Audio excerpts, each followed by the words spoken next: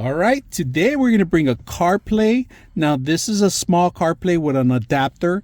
They give you the adapter type C to type A or type A by itself. It's a small little adapter. If you guys can see, we're going to set this up and see what kind of functions you have. We're going to plug this one in. If you guys can see it, plug it into a USB because I have a type A in here. We're going to plug it in.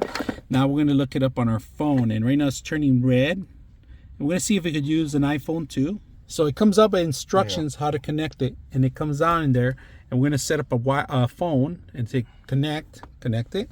Now this is an Android base, but we're using an iPhone on it, and there it is, pretty much connected with iPhone or Android. You could connect this. Now we're going to sync up. It comes with a bunch of different apps. If you guys can see now, it's solid red on the actual module, but you have all these things divided and connected into the system. I'm gonna show you guys the navigation, but I'm gonna block it out. So this is the navigation system. You're able to use Siri and other things to connect to it. And if you're familiar, it's mostly the Google application running. You could go back in here. You can put your favorites in here.